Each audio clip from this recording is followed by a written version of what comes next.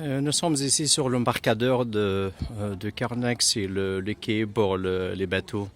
Il y avait un grand bassin ici, il y avait de l'eau sur trois côtés. Et ici vous voyez un blanc incliné pour les bateaux qui arrivaient avec les obélisques, les gros blocs, ils déchargeaient ces bateaux ici. Et eux aussi les bateaux qui transportaient les prêtres. Le Nil maintenant c'est à 400 mètres d'ici, derrière, tout au fond.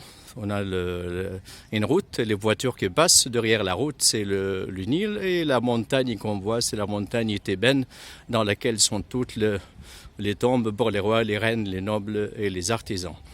Et ici, mais au XVIIe et XVIIIe siècle, l'eau du Nil montait 2,5 mètres ou 3 mètres dans le Karnak.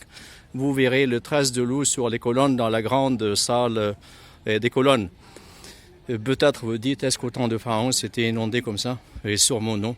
Et parce que les architectes n'étaient pas bêtes de faire un tombeau dans l'eau, mais il y avait un changement climatique et une variation des niveaux des inondations du Nil. Seulement au XVIIe et XVIIIe siècle que les inondations du Nil étaient plus importantes qu'autant de pharaons. On est dans l'axe est-ouest, et l'axe est-ouest commence par l'allée des Sphinx. Les Sphinx sont des gardiens qui gardent les entrées, et aussi un symbole, soit un symbole des dieux ou un symbole des rois. Les Sphinx ici sont un symbole des dieux Amon. Les corps, c'est les corps des lions, et la tête, c'est la tête des béliers. Et les corps des lions, c'est un symbole de la puissance, la force, et la tête des béliers, c'est un symbole de la virilité d'homme. Et entre le bas de chaque sphinx, on a une grande statue une petite statue de Ramsès II. Et c'est lui qui a fait cette allée de sphinx. Et toutes les statues de Ramsès II sont abîmées. Mais si vous voulez, les mieux conservées en commençant du fond à gauche, c'est numéro 2. Si vous voulez les têtes des béliers, les mieux conservées en commençant de fond mis à droite, vous comptez numéro 6, 7 et 8. Et il manque aussi beaucoup des têtes des béliers que les vendeurs des antiquités, il y a plus de 200 ans, ils coupaient les têtes pour les transporter à l'étranger.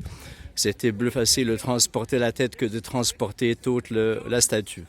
La façade de Karnak est considérée comme la plus grande façade en Égypte, de plus de 80 mètres de largeur et plus de 50 mètres de hauteur, mais la façade n'était pas gravée. Donc, on peut passer une grande journée dans le Karnak pour voir les latéraux, les ruines, mais on essayera de voir le maximum au chefs d'œuvre de Karnak. Je vous remercie de s'abonner à ma chaîne, d'activer la cloche pour recevoir toutes les nouveautés.